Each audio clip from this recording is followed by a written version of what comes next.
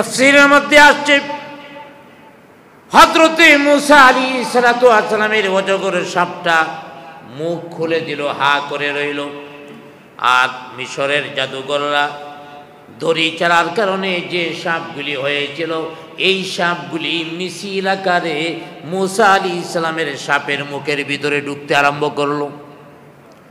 হাজার হাজার সাপ একসাথে প্রবেশ করা শুরু করলো। মুহূর্তের মধ্যে সবগুলি সাপ মূসা আলাইহিস সালামের সাপের মুখের ভিতরে ঢুকে গেল। মূসা আলাইহিস সালামের সাপটা মুখ বন্ধ করে দিল। এখন সবগুলি সাপ ওই সাপের পেটের ভিতরে জুড়ে, বলি সুবহানাল্লাহ। আরে জাদু আর মুজিজা কখনো এক হইতে পারে না। মুজিজা হলো আল্লাহর কুদরতের বহির প্রকাশ, আর জাদু হইল চোখের ধান্দা। দেখবেন একজন লোক দাঁড়ায় রয়েছে, এর পেটে দিয়ে ছুরি ঢুকাই দিয়েছে, ওই দিক দিয়ে বেরিয়েছে, মরে না। আসলে ছুরি পেটে দিয়ে ঢুকায় নাই, আমরা দেখতেছি। এটা চোখে ধান্দা করা, চোখকে ভুলাই দেওয়া, ভুল দেখানো, এর নাম হলো জাদু। আর মুজিজা হলো আল্লাহর কুদরতের বহির প্রকাশ। অতএব এই জাদু কখনো আল্লাহর কুদরতের সামনে, মুজিজার সামনে টিকতে পারে না।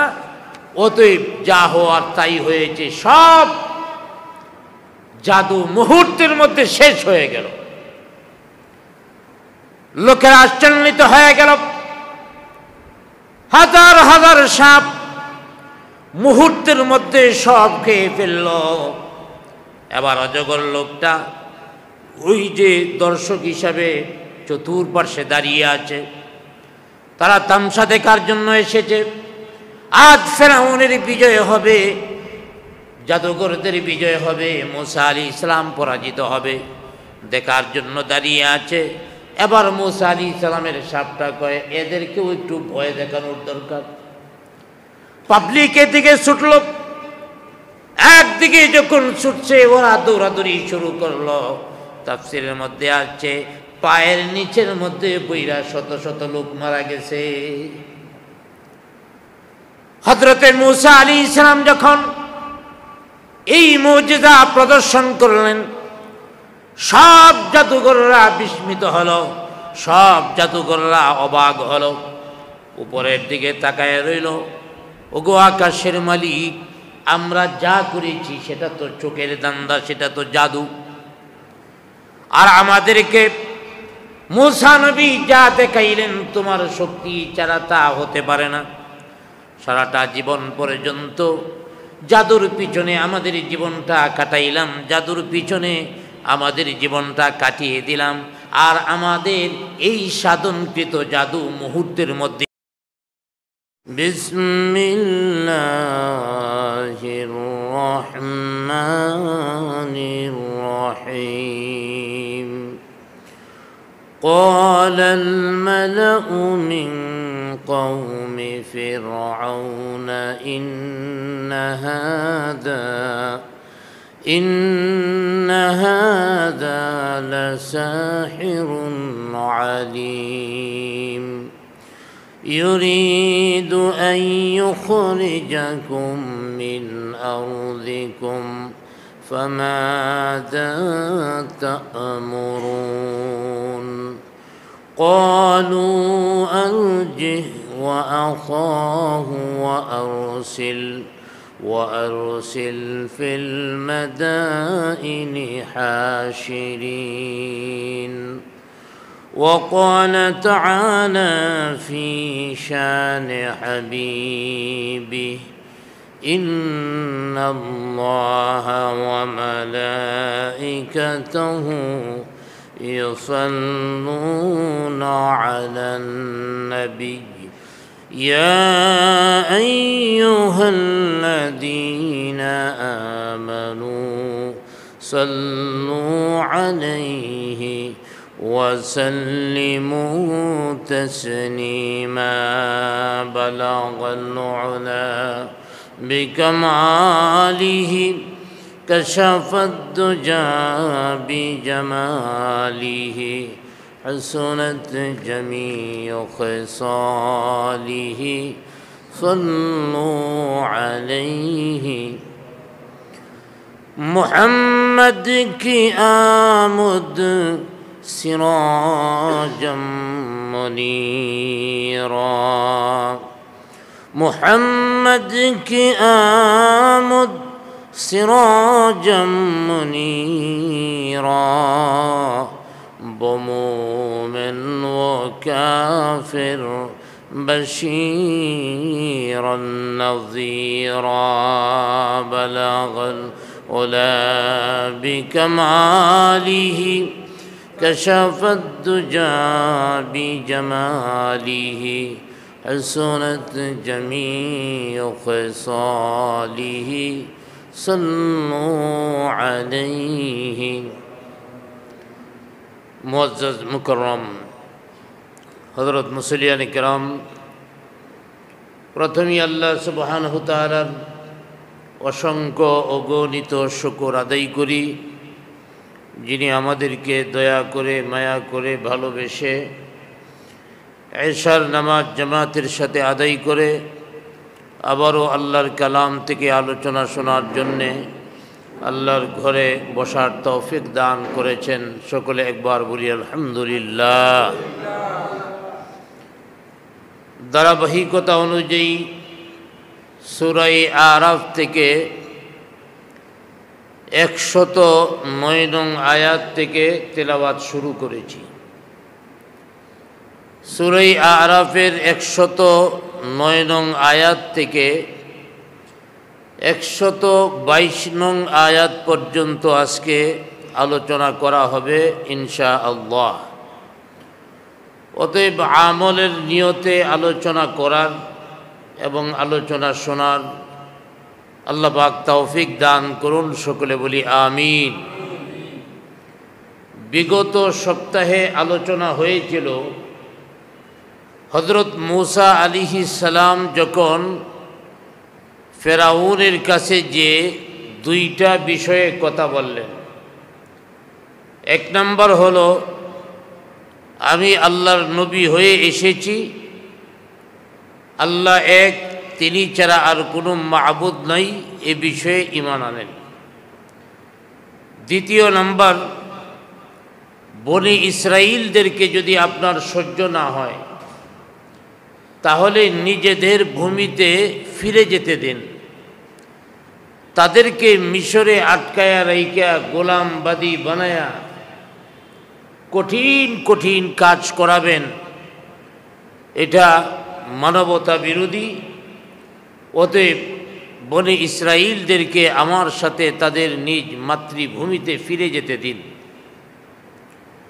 ফেরাউন জবাবে বলল, তুমি যে আল্লাহর নবুয়াত দাবি করতেছ, এর সপক্ষে প্রমাণ কি? প্রমাণ দেখাও। নবীদের কাছে মুজিজা থাকে, মুজিজা দেখাও। মূসা আলাইহিস সালাম দুইটা মুজিজা দেখালেন ফেরাউনকে। এক নম্বর মুজিজা হলো, লাঠি ছেড়ে দিলেন, বিশাল আকারের অজগর সাপ হয়ে গেল। তারপরে ফেরাউন বলল, মাত্র একটা মুজিজা, আর নাই? আছে। মূসা আলাইহিস সালাম দ্বিতীয় মুজিজা দেখালেন, এই হাতটা বগলের নিচে নিলেন, বের করলেন, এই হাত থেকে নূর বের হতে লাগলো। হাতটা এত আলোকময় হলো, সূর্যের চেয়েও বেশি আলো হাত থেকে বের হইতেছিল। দুইটা মুজিজা দেইখা ফেরাউন ভীত সন্ত্রস্ত হয়ে গেছে, কি করা যায়? এখন ফেরাউন তার সম্প্রদায়ের লোকদের কাছে পরামর্শ চাইল। আল্লাহ পাক আজকের তেলাওয়াতকৃত প্রথম আয়াতের মধ্যেই বলেন, وقال الملأ من قوم فرعون إن هذا لساحر عليم অতএব হযরতে মূসা আলাইহিস সালামের জবাবে ফেরাউনের সম্প্রদায়ের লোকেরা যখন ফেরাউন বলল এখন কি করা যায়, তখন জবাবে তার প্রজারা, তার আশেপাশে যারা থাকে, এদের ব্যাপারেই বলা হয়েছে মালাউ মিন কওমি ফেরাউন, মানে ফেরাউনের পরিষদবৃন্দ। তারা বলল ইন্না হাযা লাসাহিরুন আলীম, এটা স্পষ্ট একটা জাদু। লাঠি থেকে সাপ বানাইছে, এটাও একটা বড় জাদু। বগলের নিচে হাত নিচে, তারপরে হাত উজ্জ্বল হয়ে গেছে, আলোকময় হয়ে গেছে, এটাও একটা জাদু। অতএব ফেরাউন এবং ফেরাউনের বাহিনীর লোকেরা মনে করল যে এটা দেখতে জাদুর মতো দেখা যায়, অতএব জাদু। আর তদানীন্তন সময়ে মিশরের মধ্যে জাদুর খুব চর্চা ছিল। গোটা বিশ্বের মধ্যে জাদু চর্চার দিক থেকে মিশর ছিল অনন্য পর্যায়ের। এই জন্যে ওরা পরামর্শ দিল যে এক কাজ করেন, আপাতত মূসা এবং হারুন দুইজনের কিছু কইেন না, যদি কিছু বলেন তাইলে ওরা পলায়ে চলে যাইতে পারে। এই জন্যে আপাতত তাদেরকে কিছু বইলেন না। না বলে কি করবেন, এদের ব্যাপারে আপাতত কিছু না বলে আপনি পরিকল্পনা নিয়ে কাজ শুরু করে দেন। মূসা নবী যা দেখাইছে জাদুর মতো, আমাদের হাতেও জাদুঘর আছে। পৃথিবীর মধ্যে বিখ্যাত বিখ্যাত জাদুঘর এই মিশরে আছে। অতএব এই মিশরের মধ্য থেকে সব জাদুদেরকে ডাকান, আর লোকদেরকে, জাতির লোকদেরকে ভাষণ দিয়া আপনি জাতিকেও জানান। জাতিকে কি জানাবে আল্লাহ পাক বলে দিয়েছেন। তারা কি বলেছিল, ইউরিদু আইয়ুখরিজাকুম মিন আরদিকুম ফামাযা তা'মুরুন। ফেরাউন বলল, হে আমার জাতির লোকেরা, মূসা নিজেকে পয়গম্বর দাবি করে, আসল উদ্দেশ্য হলো তোমাদেরকে এই দেশ থেকে মূসা বের করে দিতে চায়। নাউযুবিল্লাহ বলেন। দেখেন জাতিরে কেমনে খেপায়। সে তোমাদেরকে এই মিশর থেকে বের করে দিতে চায়। অতএব ফামাযা তা'মুরুন, তোমাদের পরামর্শ কি? এখন তোমরা কি করতে চাও? ফেরাউন তার জাতির কাছে বলল যে ওরা কিন্তু মূসা, সে তোমাদেরকে তোমাদের দেশ থেকে বের করে দিতে চায়। অতএব তোমরা এখন কি করবা? আমাদের দেশের মধ্যেও কিছু ভণ্ড রাজনীতিবিদ আছে যারা সময়ে সময়ে সাধারণ মানুষকে ভয় দেখায়। এই মৌলবাদী যদি ক্ষমতার মধ্যে যায় সর্বনাশ হয়ে যাবে, দেশ নষ্ট করে দিবে, ওরা দেশ চালাইতে পারবে না এবং ওরা মানুষদের উপরে জুলুম করবে, দেশ ধ্বংস করে দিবে। এইভাবে সাধারণ মানুষদেরকে বুঝায়, কিছু নতুন নতুন সস্তা শব্দ আবিষ্কার করে, মৌলবাদী, জঙ্গিবাদী, এই সব শব্দ আছে না নাই? জুড়ে বলেন আছে না নাই? যখনই স্বার্থের উপরে আঘাত লাগে তখনই এই শব্দগুলি ব্যবহার করে। কারণ এই ভণ্ড রাজনীতিবিদেরা ফেরাউনের আদর্শ অনুযায়ী চলে। ফেরাউন ও জাতির লোকদের বলতো মূসা তোমাদের দেশ থেকে বের করে দিবে। অতএব তাদের সম্পর্কে কি করা যায়? জাতির লোকেরাও পরামর্শ দিল। কি পরামর্শ? ক্বালু আরজিহ ওয়া আখাহু ওয়া আরসিল ফিল মাদাইনি হাশিরিন। জাতির লোকেরা পরামর্শ দিল, নম্বর পরামর্শ হলো আপনি এক নম্বর হলো মুসা এবং হারুনকে কিছু বলতে পারবেন না, তাদের বিষয়টা ছেড়ে দেন। আর দ্বিতীয় নম্বর হলো ওয়ারুসিল ফিল মাদাইনি হাশিরিন, শহরের বিভিন্ন জায়গায়, গ্রাম অঞ্চলে, দেশের বিভিন্ন অঞ্চলের মধ্যে আপনি লোক পাঠাইয়া দেন। লোকেরা কি করবে? শহর বলেন, বন্দর বলেন, গ্রাম বলেন, যাই বলেন না কেন, দেশের আনাচে কানাচে লোকগুলি যাবে। যারা জাদুঘর আছে মিশরের মধ্যে, যারা শ্রেষ্ঠ জাদুঘর, শ্রেষ্ঠ জাদুঘরকে তারা একত্রিত করবে। মুসা আমাদেরকে যা দেখিয়েছে, মুসা নবী আমাদের সামনে যা প্রদর্শন করেছে, আমাদের দেশের মানুষেরা এর চেয়ে ভালো কিছু প্রদর্শন করতে পারবে। অতএব ফেরাউনকে এই পরামর্শ দিল, আপনি দেশের আনাজ কানাজ থেকে সমস্ত জাদুঘরদেরকে শহরে অবস্থিত করেন। অর্থাৎ ফেরাউনের এই প্রাসাদের কাছে সবাইকে একত্রিত করুন। তাইলে এই বিষয়টা দ্বারা বোঝা গেল মুসা আলাইহিস সালামের বক্তব্য শুনিয়া ফেরাউন রাগান্বিত হয়েছে ঠিকই, কিন্তু অ্যাকশন নেওয়ার মতো সাহস ছিল না। যার কারণে জাতির কাছে পরামর্শ চাইছে, জাতিও পরামর্শ দিছে। এক নম্বর পরামর্শ হলো যে আপনি মুসা এবং হারুনকে কিছু বললেন না। দ্বিতীয় নম্বর, শহরের বিভিন্ন আনাচে কানাচে লোকদের পাঠাইয়া দেন। কেন? ইয়াতুকা বিকুল্লি সাহিরিন আলিম, তারা খুঁজে খুঁজে অভিজ্ঞ পারদর্শী জাদুঘর যারা আছে তাদেরকে এখানে নিয়ে আসবে। অতএব ফেরাউনের কাছে পরামর্শটা খুব ভালো লাগলো, সুন্দর পরামর্শ। লোকজনকে পাঠিয়ে দিল, যাও সমস্ত জাদুঘরদেরকে আমার কাছে নিয়ে আসো। আল্লাহ পাক বলে দিয়েছেন, লোকজনে যে জাদুঘরদেরকে নিয়ে আসলো। ওয়াজাআ আস-সাহারাতু ফিরআউনা, ফেরাউনের কাছে জাদুঘরেরা উপস্থিত হলো। ফেরাউন যখন জাদুঘরদেরকে মুসা আলাইহিস সালামের বিষয়টা খুলে বললেন, এবার জাদুঘররা বলল, ক্বালু ইন্না লানা লাআজরা ইন কুন্না নাহনুল গালিবিন।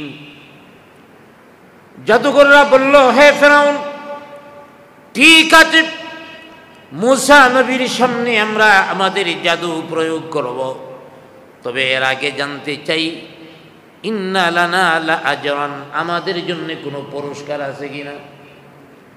মুসার বিরুদ্ধে যদি আমরা বিজয় অর্জন করতে পারি, আমাদের জাদু যদি মুসা নবীর জাদুকে ম্লান করে দিতে পারে, মুসা নবীর জাদুকে ম্লান করে দেয়, তাহলে আমাদের জন্যে কোনো হাদিয়া আছে কিনা, উপটৌকন আছে কিনা, উজরত আছে কিনা জানতে চাই। এখানে আল্লাহওয়ালা আর জাদুঘরদের মধ্যে ব্যবধানটা দেখেন। মুসা আলাইহিস সালাম বলছে, এক আল্লাহ ছাড়া আর কোনো মাবুদ নেই, তার উপরে ঈমান আনো। আর ওরা বলতেছে মুসা নবীর বিরুদ্ধে আমরা জাদু প্রয়োগ করব, টাকা পয়সা দিবেন কিনা, আগে নিজের পেটের দান্দা করে। এই হলো আল্লাহওয়ালা আর দুনিয়াদারদের মধ্যে ব্যবধান। আল্লাহওয়ালারা রাজনীতি করে, কি করে জনগণের কল্যাণ করা যায়, দেশের কল্যাণ করা যায়, দ্বীনের কল্যাণ করা যায়। আর যারা পেটের ধান্দায় রাজনীতি করে, ওরা চিন্তা করে কেমনে সহজে কোটি কোটি টাকার মালিক হতে পারবো, এইভাবে রাজনীতি করতে হবে। ওই জাদুঘরদের অবস্থাও তাই। ওরা বলল, আমাদের জন্য কি কোনো উজরত আছে, হাদিয়া তোহফা আছে? ফেরাউন বলল, হ্যাঁ, তোমাদের জন্যে হাদিয়া তোহফা আছে।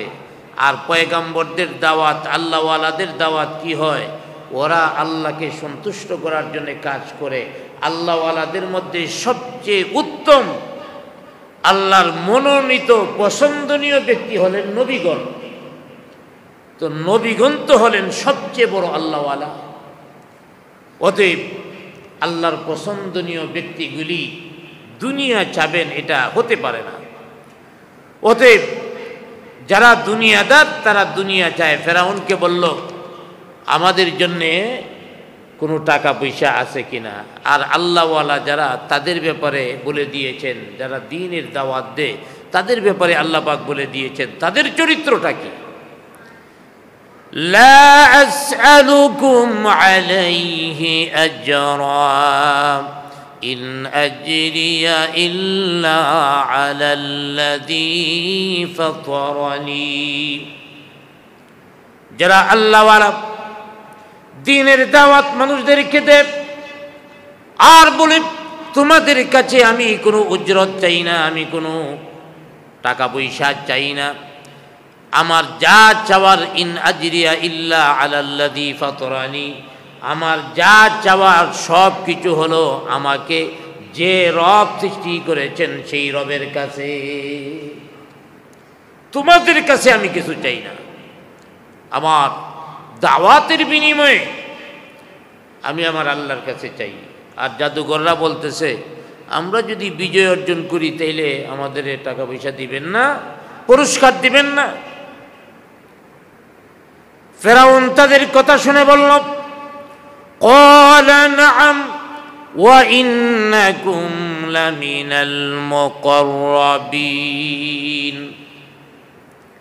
হ্যাঁ, তোমরা যদি বিজয় অর্জন করতে পারো, মূসা নবীর উপরে যদি তোমরা বিজয় অর্জন করতে পারো, তাহলে তোমাদেরকে আমি টাকা পয়সা দিব, হাদিয়া দিব। শুধু হাদিয়া দিব তাই নয়, ওয়া ইন্নাকুম লামিনাল মুকাররাবিন, শুধু হাদিয়া দিব, টাকা দিব এটা নয়, বরং তোমরা হয়ে যাইবা আমার নিকটবর্তী। নিকটবর্তী বলতে ফেরাউন কি বুঝিয়েছেন? হ্যাঁ, জাদুকরের দলে না, তোমরা যদি মূসা নবীর বিরুদ্ধে বিজয় অর্জন করতে পারো, টাকা পয়সা তো আছেই, সাথে তোমাদের আমি এমপি বানাবো, মন্ত্রী বানাবো, আমার রাজপ্রাসাদের সদস্য বানায় নিব। জুড়ে বলি নাউজুবিল্লাহ। যা আমাদের দেশের মধ্যে হয়, আমার পক্ষে গান গাইছে এর এমপি বানায়লা, আমার পক্ষে সিনেমা বানাইছে ওরে মন্ত্রী বানা, আমার পক্ষে নাটক বানাইছে অতএব ওরে ভালো একটা পদে নিয়ে যাও। এইভাবে গায়িকা, নায়িকা, নর্তকী দিয়া সংসদটাকে ভর্তি করে ফেলছিল। ঠিক কিনা ধরে বলে? তাইলে এদের মধ্যে আর ফেরাউনের চরিত্রের মধ্যে ব্যবধানটা কই? ফেরাউনও তো এই কথাই বলছিল, জাদুতে বিজয় অর্জন করতে পারলে তোমাদেরকে আমার এই রাষ্ট্র পরিচালনা যারা করে তাদের অন্তর্ভুক্ত করে দিব। আর এই দেশের মধ্যে এটি হয়েছে। অতএব বর্তমান সময়েও ফেরাউন আছে, যুগে যুগে ফেরাউন থাকবে। আসলে ফেরাউন তো কোনো নামই না, ফেরাউন একটা উপাধি। যিনি রাষ্ট্রীয় প্রধান, মিশরের রাষ্ট্রীয় প্রধানকে ফেরাউন বলা হতো। অতএব এই ফেরাউন আসার ধারাবাহিকতা শেষ হয়ে যায়নি। বর্তমান পৃথিবীতে ফেরাউনের অভাব নাই।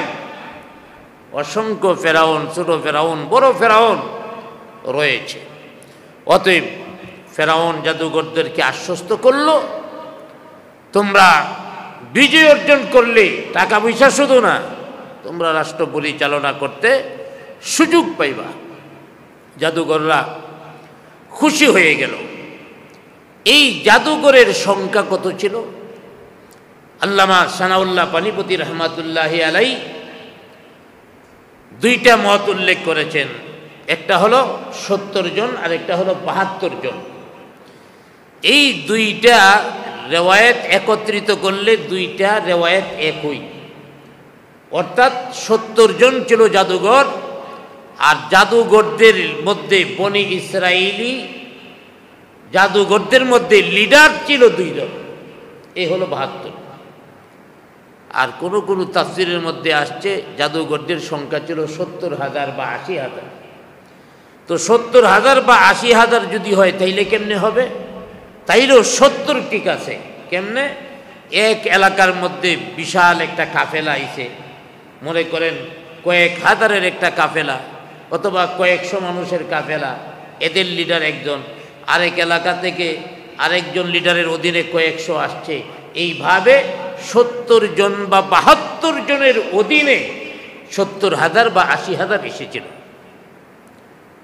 এখন শুরু হয়ে গেল, জাদুর লড়াই শুরু হয়ে গেল। জাদুঘররা হযরতে মূসা আলাইহিস সালামকে আদবের সাথে একটা কথা বললেন। জাদুঘররা কিন্তু পরবর্তী সময়ে তারা ঈমান এনেছে। এই সৌভাগ্য তাদের হলো কেন? কারণ তারা ছিল আদবওয়ালা। আলোচনার সামনে আসতেছে। অতএব জাদুঘররা মূসা আলাইহিস সালামকে বলল, ক্বালু ইয়া মূসা ইম্মা আন তুলকিয়া ওয়া ইম্মা আন নাকুনা নাহনুল মুলকিন।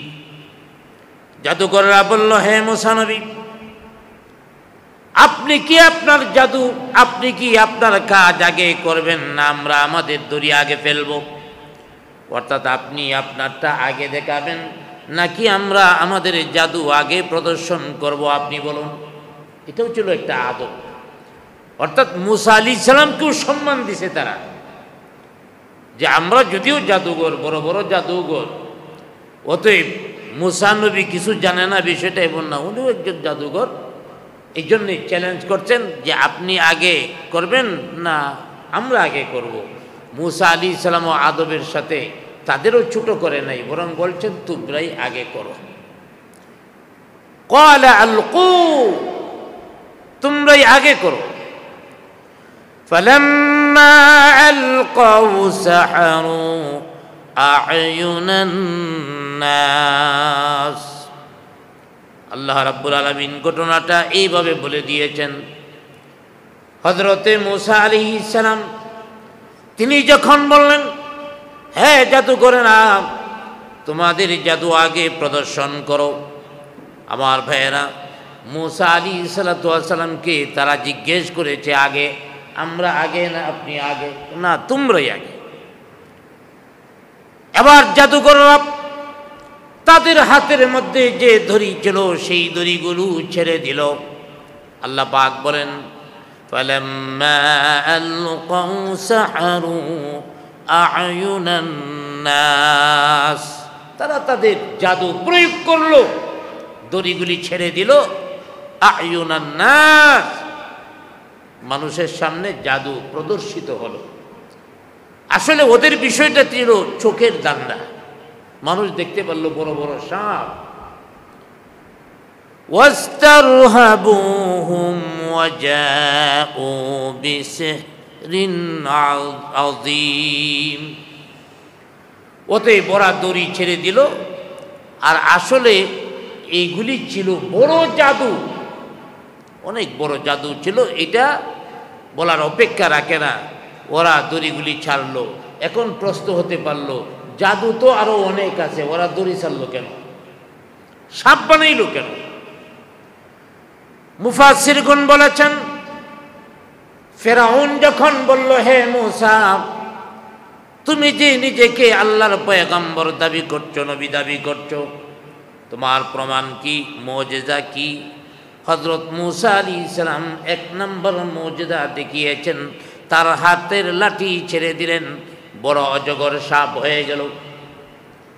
জাদুকররা এই বিষয়টা আগে থেকেই জানেন।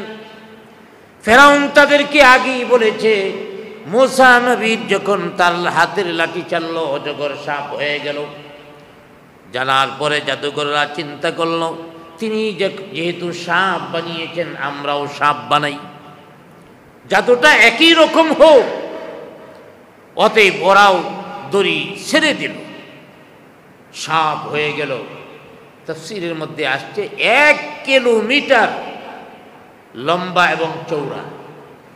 এই জায়গার মধ্যে সাপ আর সাপ, সাপ আর সাপ।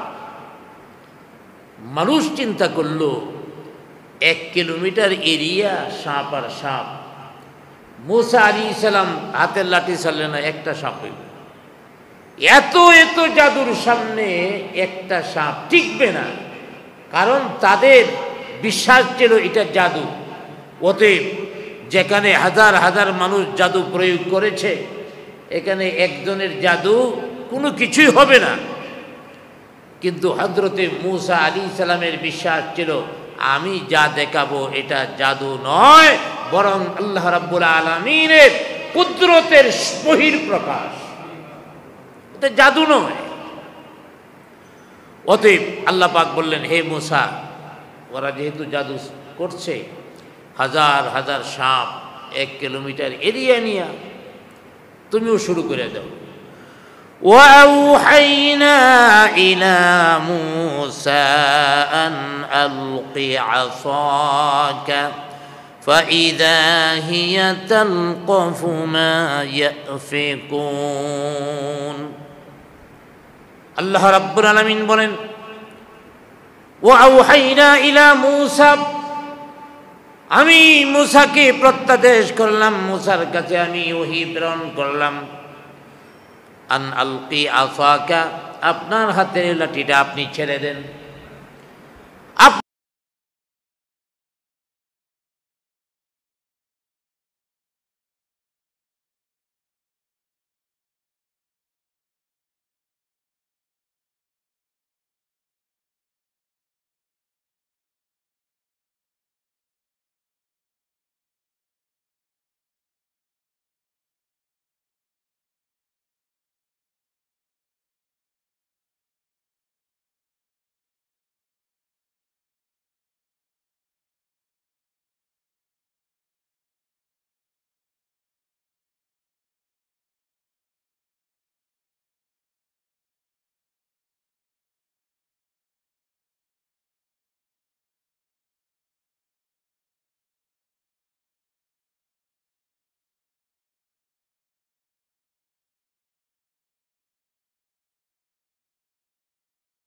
এখন চিন্তা করেন, ওরা যে সাপ বানাইছে সাধারণত দুনিয়ার যে সাপ হয়, আর মুসা আলাইহিস সালামের সাপের মুখটাই হলো 80 হাত, তাহলে বডির অবস্থাটা কি? তাফসীরের মধ্যে আসছে, হযরতে মুসা আলাইহিস সালামের অজগরের সাপটা মুখ খুলে দিল, হা করে রইল। আর মিশরের জাদুঘররা দড়ি চালার কারণে যে সাপগুলি হয়েছিল, এই সাপগুলি মিছিল আকারে মুসা আলাইহিস সালামের সাপের মুখের ভিতরে ঢুকতে আরম্ভ করলো। হাজার হাজার সাপ একসাথে প্রবেশ করা শুরু করলো।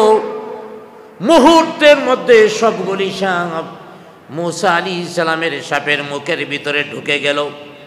মুসা আলাইহিস সালামের সাপটা মুখ বন্ধ করে দিল। এখন সবগুলি সাপ ওই সাপের পেটের ভিতরে জুড়ে, বলি সুবহানাল্লাহ। আরে জাদু আর মুজিজা কখনো এক হইতে পারে না। মুজিজা হলো আল্লাহর কুদরতের বহিঃপ্রকাশ, আর জাদু হইল চোখের ধান্দা। দেখবেন একজন লোক দাঁড়ায় রয়েছে, এর পেটে দিয়ে ছুরি ঢুকাই দিয়েছে, ওই দিক দিয়ে বেরিয়েছে, মরে না। আসলে ছুরি পেটে দিয়ে ঢুকায় নাই, আমরা দেখতেছি। এটা চোখে ধান্দা করা, চোখকে ভুলাই দেওয়া, ভুল দেখানো, এর নাম হলো জাদু। আর মুজিজা হলো আল্লাহর কুদরতের বহিঃপ্রকাশ। অতএব এই জাদু কখনো আল্লাহর কুদরতের সামনে, মুজিজার সামনে টিকতে পারে না। অতএব যা হওয়ার তাই হয়েছে, সব জাদু মুহূর্তের মধ্যে শেষ হয়ে গেল। লোকেরা আশ্চর্যিত হয়ে গেল। হাজার হাজার সাপ মুহূর্তের মধ্যে সব খেয়ে ফেলল। এবার অজগর লোকটা ওই যে দর্শক হিসাবে চতুর্পার্শ্বে দাঁড়িয়ে আছে, তারা তামসা দেখার জন্য এসেছে। আজ ফেরাউনের বিজয় হবে, জাদুঘরদের বিজয় হবে, মুসা আলাইহিস সালাম পরাজিত হবে, দেখার জন্য দাঁড়িয়ে আছে। এবার মুসা আলাইহিস সালামের সাপটা কয় এদেরকেও একটু ভয় দেখানোর দরকার। পাবলিক এদিকে ছুটল, একদিকে যখন ছুটছে ওরা দৌড়াদৌড়ি শুরু করলো।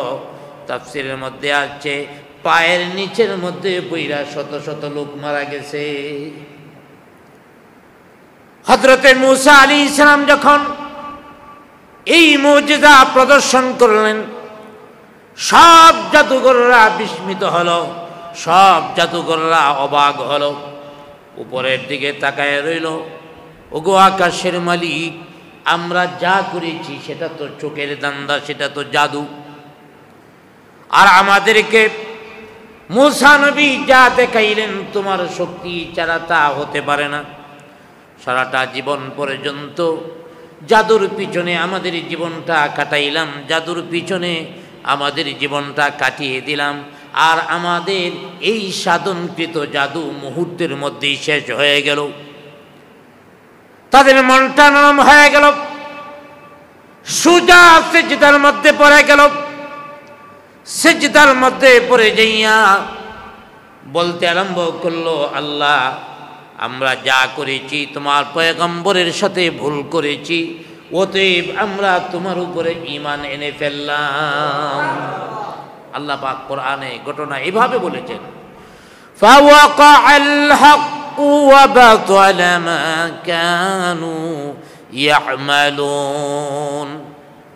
আল্লাহ পাক বলেন ফাওয়াকাআল হাক্কু ওয়া বাতালা মা কানু ইয়ামালুন, সত্য বিজয়ী হয়েছে, হক বিজয়ী হয়েছে। ওয়া বাতালা মা কানু ইয়ামালুন, আর তারা যা করেছিল তা ব্যর্থ হয়েছে।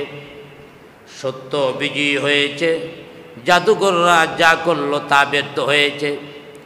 ফাগুলিবু হুনালিকা ওয়ানকালাবু সাগিরিন।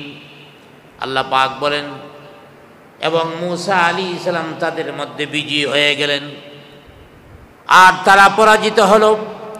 শুধু পরাজিত হলো এমন নয়, ওয়ানকালাবু সাগিরিন, তারা লাঞ্ছিত হলো, তারা অপমানিত হলো। সমস্ত জাদুকররা অপমানিত হলো, এবং অপমানিত হইয়া নিজেদের ভুল বুঝে তারা কি করলো? আল্লাহ পাক বলেন ওয়া উলকিয়াস সাহারাতু সাজিদিন, তারা সোজা সেজদার মধ্যে পড়ে গেলেন। জাদুকররা সেজদার মধ্যে পড়ে গেল, উচ্চ আওয়াজে বলতে শুরু করলো, ক্বালু আমান্না বিরাব্বিল আলামিন। তারা বলল আমান্না, আমরা ঈমান আনলাম, বিরাব্বিল আলামিন, উভয় জগতের প্রতিপালকের উপরে আমরা ঈমান আনলাম। সুবহানাল্লাহ বলি, উভয় জগতের রব যিনি তার উপরে ঈমান আনলাম। ফেরাউন কয়, হ্যাঁ জাদুকরেরা, আমি তো মনে করছিলাম আমি শুধু মিশরের রব, তাহলে কি তোমরা বলতে চাইতেছো এখন থেকে আমি উভয় জগতের রব হয়ে গেছি? কত বড় বন্ড চিন্তা করে। ওরা বলতেছে আমান্না বিরাব্বিল আলামিন, উভয় জগতের রবের উপরে ঈমান আনলাম। উভয় জগতের রব কে? আর ফেরাউন তো শুধু রব দাবি করছে মিশরের। এখন এদের কথা শুনে আরো খুশি হয়ে গেছে, তাইলে কি আমি উভয় জগতের রব হয়ে গেলাম? জাদুঘররা বলে মুঠেও না, তুমি উভয় জগতের রব হইবা কেমনে? মিশরেরও না, বরং আমরা ঈমান আনছি কোন রবের উপরে? রব্বি মুসা ওয়া হারুন, আমরা ঈমান এনেছি ওই রবের উপরে যে মুসা এবং হারুনের রব যিনি। সুবহানাল্লাহ বলি। মুসা আলাইহিস সালাম যে রবের কথা বলে, হারুন আলাইহিস সালাম যে রবের কথা বলে, আমরা ওই রবের উপরে ঈমান এনেছি, তোমার উপরে না। তুমি কিসের রব? আমরা হকটাকে বুঝেছি, সত্যটাকে বুঝেছি। আর আমার ভাইয়েরা, সত্য সবসময় বিজয়ী হয় আর অসত্য সবসময় পরাজিত হয়। আমার ভাইয়েরা, এই বিষয়টা আমাদের মনে রাখতে হবে। হক এবং বাতিল, হক বাতিলের লড়াই পৃথিবী শুরু থেকে এখন পর্যন্ত এসেছে। হযরতে আদম আলাইহিস সালাম আসলেন, তার সন্তানদের মধ্যে হক বাতিলের লড়াই শুরু হয়ে গেল। প্রথম সন্তান হাবিল এবং কাবিল। হাবিল ছিল হকের পক্ষে আর কাবিল ছিল বাতিলের পক্ষে। দুইজনের মধ্যে লড়াই হলো। যদিও হাবিলকে শহীদ করলো, হাবিলকে হত্যা করলো, কাবিল জীবিত রইল, কিন্তু এই ঘটনার মধ্যেও হাবিল বিজয়ী হয়েছে, কারণ হাবিল জান্নাতি। সুবহানাল্লাহ বলে। আর কাবিল পরাজিত হয়েছে। সে শুধু জাহান্নামী এমন নয়, ওই সময় থেকে গোটা পৃথিবীতে কিয়ামত পর্যন্ত যত খুন হবে, যত হত্যা হবে, হত্যাকারীরা যেমন তার অপরাধের শাস্তি হবে, গুনাহ হবে, এই গুনার অংশ কাবিলের একান্তেও চলে যাবে। কাবিলও প্রত্যেকটা হত্যাকারীর সমান সওয়াব পাবে, গুনাহ পাবে। তাইলে চিন্তা করেন তো। আমি এটাই বলতেছিলাম, হক এবং বাতিল এই দুইটার মধ্যে সবসময় হক বিজয়ী হবে। আল্লাহর হাবিব আকাই নামদার তাজদারে মদিনা মুহাম্মদ মুস্তাফা মুহাম্মদুর রাসূলুল্লাহ সাল্লাল্লাহু আলাইহি ওয়াসাল্লাম যখন মক্কা বিজয় করলেন, 10,000 সৈন্য নিয়ে সাহাবীদের বিশাল জামাত, মুবারক জামাত নিয়ে মক্কায় প্রবেশ করলেন। কাবা শরীফের কাছে গেলেন, তখন কাবা শরীফের ভিতরে 360টা মূর্তি ছিল। আবার ভাইরা, অনেকেই বলে থাকে মূর্তি তো কাবার ভিতরেও ছিল। আরে কাবার ভিতরে মূর্তি কখন ছিল? মানুষেরা পথভ্রষ্ট হইতে হইতে তাওহীদ ও রিসালাতের শিক্ষা থেকে দূরে চলে গেল, মূর্তি পূজা শুরু করলো। শয়তানের ক্রমন্তনায় মূর্তি পূজারী হয়ে গেল। কোন আল্লাহওয়ালা ইমানদাররা মূর্তি কাবার ভিতরে ঢুকায় নাই, বরং ইমানদার আল্লাহওয়ালারা পিঠায়া পিঠায়া কাবা শরীফ থেকে মূর্তি বের করেছে। মূর্তি পূজারীরা কাবা শরীফের ভিতরে 360টা মূর্তি ঢুকিয়েছিল। আল্লাহর হাবিব 10,000 সৈন্য নিয়ে মক্কায় প্রবেশ করলেন, বিজয় অর্জন করলেন। কাবার সামনে গেলেন। অনেকেই কাবার ভিতরে যাইয়া মূর্তিগুলিকে পিটায়া ভেঙ্গে বের করতেছিল। আর তখনই আয়াত নাজিল হয়ে গেল, ওয়াকুল জাআল হক ওয়া যাহাকাল বাতিল ইন্নাল বাতিলা কানা যাহুকা। সাহাবায়ে কেরামের একটা জামাত এই আয়াত যখন শুনলেন, কাবা শরীফের ছাদের উপরে যাইয়া এই আয়াত তেলাওয়াত শুরু করলেন, ওয়াকুল জাআল হক ওয়া যাহাকাল বাতিল ইন্নাল বাতিলা কানা যাহুকা। হ্যাঁ নবী, আপনি বলুন, জাআল হক, সত্য এসেছে, ওয়া যাহাকাল বাতিল, এবং অসত্য দূরীভূত হয়েছে, পরাজিত হয়েছে। ইন্নাল বাতিলা কানা যাহুকা, আর বাতিল শক্তি এমন যা পরাজিত হওয়ারই। বাতিল শক্তি কখনো তারা বিজয়ী হতে পারে না। অতএব ফেরাউনের ডাকে যে জাদুঘররা আসলো, এই জাদুঘররাও ঈমান আনলো। তারা চিন্তা করলো, আমাদের জাদু যেখানে শেষ, আল্লাহর কুদরতের শক্তি ওখানে মাত্র শুরু।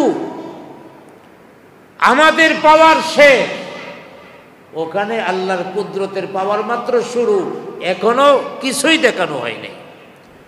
অতএব আল্লাহর কুদরতের সামনে আমাদের এই জাদু কিছুই নয়।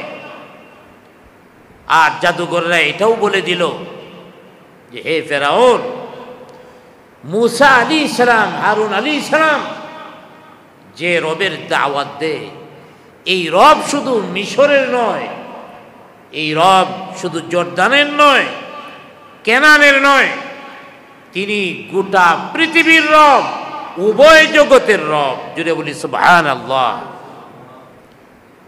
এখানে একটা প্রশ্ন হতে পারে, আল্লাহ পাক মুসা আলাইহিস সালামকে ফেরাউনের কাছে পাঠাইছেন জাদুগররার হেদায়েতের জন্যে না ফেরাউনের হেদায়েতের জন্যে? ফেরাউনের হেদায়েতের জন্য। কারণ সর্বপ্রথম মুসা আলাইহিস সালাম হেডকোয়ার্টারে গেলেন ফেরাউনের কাছে। আবার ভাইরা, তাফসীরের মধ্যে আসছে আল্লাহ তাআলা আল্লাহর পয়গম্বর মুসা আলাইহিস সালামকে পাঠালেন ফেরাউনের হেদায়েতের জন্যে, ফেরাউনের মন্ত্রীদের হেদায়েতের জন্যে। হযরতে মুসা আলাইহিস সালাম ফেরাউনের রাজত্বের লোকজনকে দাওয়াত দিলেন। ফেরাউন সেই দাওয়াত গ্রহণ করল না। তার রাজত্বের যে মন্ত্রী পরিষদ ছিল, এমপি ছিল, তারাও দাওয়াত গ্রহণ করল না। কিন্তু সমস্ত জাদুঘরেরা মুহূর্তের মধ্যে তারা ঈমান আনলো। এর কারণটা কি? এর কারণটা হলো আমার ভাইয়েরা, জাদুঘরদের ভাগ্য খুলে গিয়েছে তাদের আদবের কারণে। জুড়ে বলি সুবহানাল্লাহ। আমার ভাইয়েরা দেখবেন, দেশের মধ্যে একজন বড় সন্ত্রাসী, দেশের মধ্যে বড় একজন খুনি, কিন্তু কোনো একটা ঘটনার কারণে একজন আলেমের কাছে যায় তওবা করে তার গুনাহ ছেড়ে দিয়েছে, পরবর্তী সময়ে আল্লাহ ওয়ালা হয়ে গেছে। এমন আছে না নাই? অসংখ্য মানুষ এমন আছে পরবর্তী সময়ে আল্লাহ ওয়ালা হয়ে গেছে। কেন হয়েছে? খোঁজ নিয়ে জানা গেছে লোকটা যদিও চোর ছিল, ডাকাত ছিল, লোকটা যদিও সন্ত্রাসী ছিল, লোকটা যদিও দুর্নীতিবাজ ছিল, কিন্তু তার ভিতরে একটা গুণ ছিল, সেটা হলো আলেমদেরকে সম্মান করত, আলেমদের সাথে বেয়াদবি করত না। আলেমের কথা না মানলেও আমাদের দেশের মধ্যেও দুই শ্রেণীর মানুষ আছে। দুই শ্রেণীর মানুষেরাই আলেমদের মানে না। এদের মধ্যে দুই দল। এক দল হলো আলেমদেরকে মানে না, তবে আলেমদেরকে অপমানও করে না। আছে না নাই? আরেক দল আছে আলেমদের কথা শুধু মানে না, এমন নয়, আলেমের কথাটা যদি আমার দলের বিরুদ্ধে যায়, আলেমের কথাটা যদি আমার নেতার বিরুদ্ধে যায়, সাথে সাথে দাঁড়ায়া পড়ে আলেমের সাথে বেয়াদবি করে। এমন আছে না নাই? দুইটাই খারাপ রাজনীতি করে, কিন্তু একটা আলেমদের সম্মান করে, আরেকটা আলেমদের সম্মান করে না। যেটাই সম্মান করে না এর নসিবে কখনো হেদায়েত নাই। আর যেটাই আলেমদের সম্মান করে, কোনো না কোনো ভাবে আল্লাহ পাক তারে হেদায়েত দিয়া দেয়। ফেরাউনের কাছে দাওয়াত গেল, ফেরাউন দাওয়াত গ্রহণ করলো না, ফেরাউন হেদায়েত হলো না। জাদুঘররা ঈমান এনেছে, জাদুঘররা হেদায়েত পেয়ে গেছে। এর কারণটা কি? এক নাম্বার কারণ হলো এই জাদুঘরদের ভিতরে আদব ছিল। কেমন আদব? মুসা আলাইহিস সালামের বিরুদ্ধে জাদু দেখাবার জন্য এসেছে, তারপরেও মুসা আলাইহিস সালামকে ছোট করে দেখে নাই, বরং মুসা আলাইহিস সালামের সামনে দাঁড়ায়া আদবের সাথে বলেছে, হে মুসা, জাদু তুমি প্রয়োগ করবা আগে নাকি আমরা প্রয়োগ করব আগে? কারণ জাদুঘররা তো মুসা নবীরও জাদুঘরই মনে করছে। তারপরেও আদব দেখাইছে, আপনি কি আগে ছাড়বেন নাকি আমরা আগে ছাড়ব? এই আদব দেখানোর কারণে তাফসীরের মধ্যে এসেছে, তারা এই আদব দেখানোর কারণে আল্লাহ রাব্বুল আলামিন তাদের কলবটাকে সাফ বানায়া তাদের কলবের ভিতরে ঈমানের নূর ঢুকাইয়া দিয়েছেন। আল্লাহ এই আদবের উসিলায় ঈমান নসিব করে দিয়েছেন। এই জন্য আমরা অবাক হই, একটা লোকের এত দাওয়াত দিলাম, হেদায়েত হলো না, আরেকটা লোক অনেক খারাপ, তারপরও হেদায়েত পেয়ে গেছে। এই যে যারা নবীদের নায়েব, তাদের সম্মান করছে, তাদের সাথে বেয়াদবি করে নাই। আর যারা বেয়াদবি করছে এই দুনিয়ার মধ্যেও খবর নেই। দুনিয়ার মধ্যে তো আল্লাহ পাক দৃষ্টান্ত দেখাইছে। আমাদের দেশের মধ্যে মন্ত্রীদের হাত বেরি পরানো, তারপরে এমপিদের হাত বেরি পরানো, বড় নেতাদের হাত বেরি পরানো, এর কোনো দৃষ্টান্ত ছিল না, নমুনা ছিল না। দৃষ্টান্ত শুরু হয়েছে উলামায়ে কেরামদের দিয়া। উলামায়ে কেরামদের ধইরেই হাতের মধ্যে হ্যান্ডকাপ লাগাইতো, পায়ের মধ্যেও বেরি লাগাইতো। আমার ভাইয়েরা, পায়ে বেরি লাগায় কাদের? যারা পুলিশদের মাইর দূর কইয়া পলাইয়া দেওয়ার ভয় আছে। আচ্ছা, আলেমরা কি পুলিশদের মাইর দূর কইয়া পলাইয়া দিব? ওরা হ্যান্ডকাপ লাগায়ও খুশি হতে পারেনি। তারা আলেম ওলামাদেরকে ডান্ডা বেরি লাগায়া মনের মধ্যে শান্তি পেয়েছে, খুশি হয়েছে। আলেমদের বেইজ্জতি করতে পারলাম। আরে তোমরা আলেমদের হাতে পায়ে ডান্ডা বেরি লাগিয়েছ, সেই ডান্ডা বেরি আলেম ওলামাদের হাত পা থেকে খুলে আল্লাহ পাক তোমাদের হাত পায়ে লাগায় গেছে।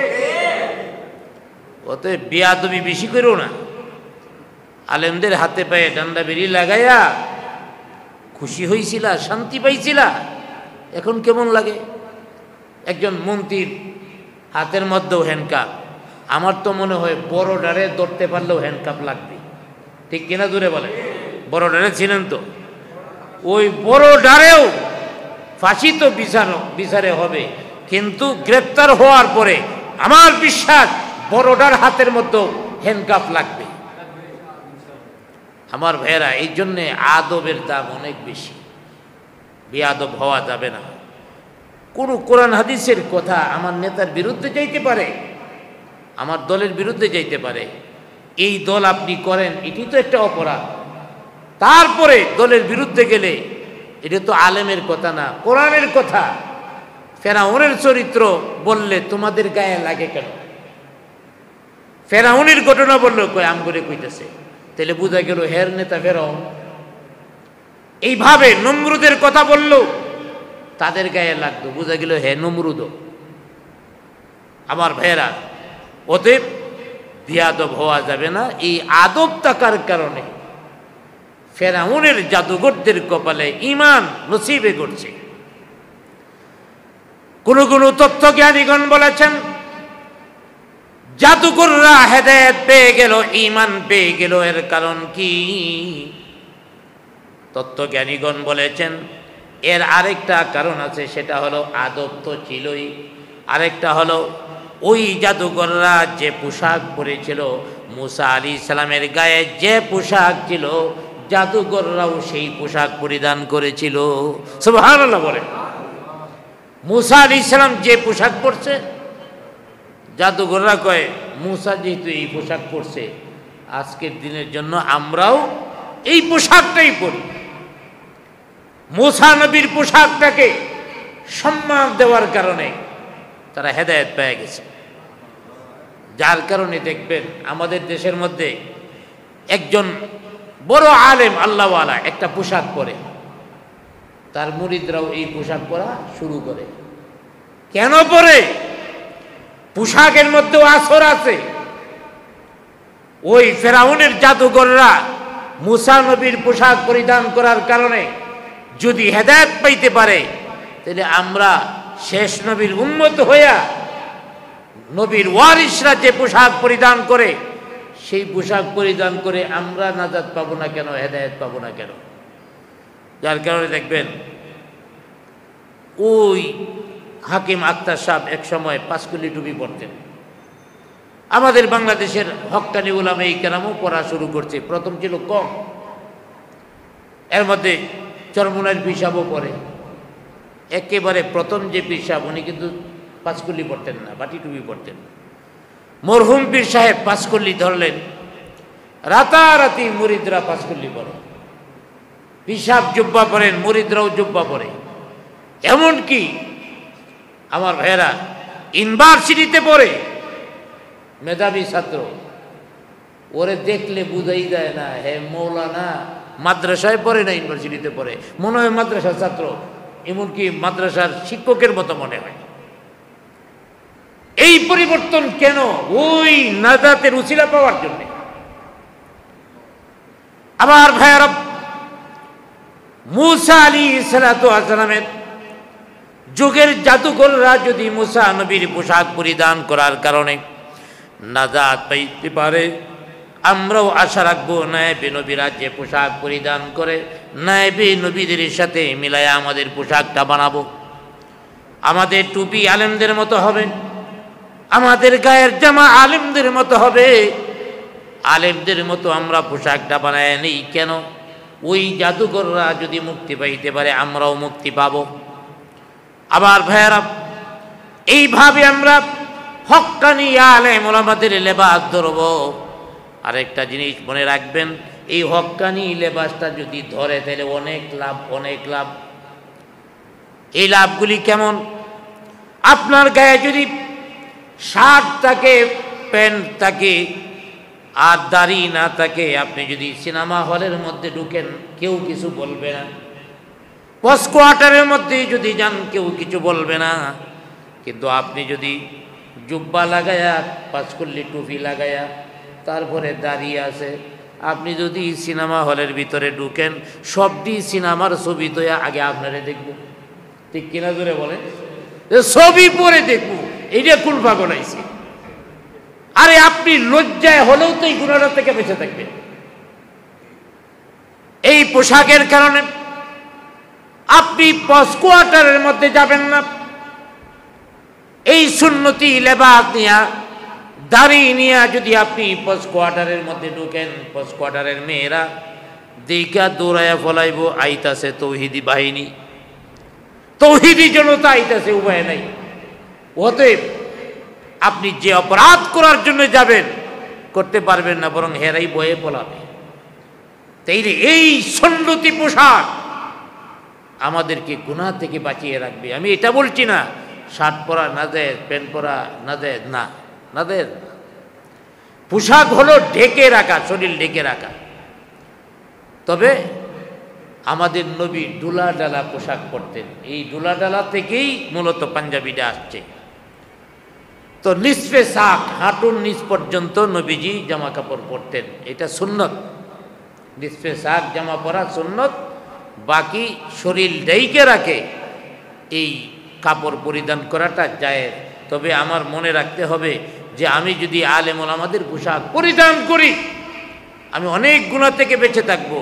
আর আমি কেন আলেম ওলামাদের পোশাক পরবো না? তারা তো নায়েবে নবী। আমি কেন খ্রিস্টানদের অনুসরণ করব? আমি কেন ইহুদিদের অনুসরণ করব? আমি কেন ব্রাহ্মণ্যবাদদের আমি অনুসরণ করব? যারা আলেম ওলামারা যে পোশাকটা পরে সেই সুন্নতি পোশাক আমার কেন ভালো লাগবে না? দেখেন হিন্দুরা পরতে পরে, তারপরে শিখেরা দেখেন মাথার মধ্যে কি যেন একটা টুপলার মতো বাঁধে, কেমন দেখা যায়, তারপরেও তারা এই পোশাক পরিধান করে। আমরা মুসলমান, সাবলীল পোশাক, এরপরও আমাদের পোশাকটা পছন্দ হবে না কেন? আমাদের পোশাক তো হলো সাবলীল পোশাক। অতএব আমরা আল্লাহওয়ালাদের পোশাক ধরব, নবীদের ওয়ারিসদের পোশাক ধরব। আমার ভাইয়েরা, জাদুঘররা কি বলেছিল? আমান্না বিরব্বিল আলামিন, উভয় জগতের রবের উপরে ঈমান আনলাম। সাথে সাথে বলে দিছে, ওই ফেরাউনিয়া, তোর খুশি হওয়ার কিছু নাই। রব্বি মূসা ওয়া হারুন, আমি তো ওই রবের উপরে ঈমান আনছি যে রব মূসা নবী, যে রব হারুনের, যে রব গোটা পৃথিবী। অতএব তোর মতো রবের ঈমান আননের আমার কোনো দরকার নাই। আমার ভাইয়েরা, অতএব হযরতে মূসা আলাইহিস সালামের ঘটনাটা আগেই বলেছি যে একটু বিস্তারিত আলোচনা করেছেন। কেন? মূসা আলাইহিস সালামের মুজিজাও অনেক এবং তার দাওয়াতি কার্যক্রম বিশাল, যার কারণে আল্লাহ পাক লম্বাভাবে আলোচনা করতেছেন। আজকে আলোচনা হয়েছে এই পর্যন্ত যে জাদুঘররা ওই মূসা নবীর মুজিজা দেখে সিজদায় লুটিয়ে পড়ল আর বলল, আমান্না বিরব্বিনা, আমান্না বিরব্বিল আলামিন, আমরা উভয় জগতের রবের উপরে ঈমান আনলাম। আগামী সপ্তাহে আলোচনা হবে জাদুঘররা ঈমান আনার পরে ফেরাউন্যা কি বলে, কিরে তো করে আনছি জাদু দেখানির লেগিয়া, তোরা জাদু তো যা দেখাইলে সব শেষ, আবার ঈমান আনছস আমার অনুমতি ছাড়া, এরপরে কি হবে? তাদের সাথে আগামী সপ্তাহে ইনশাআল্লাহ আল্লাহ পাক যদি আমাদেরকে হায়াতে বাঁচিয়ে রাখেন আলোচনা হবে। আল্লাহ পাক আমাদেরকে নেক হায়াত দান করুন।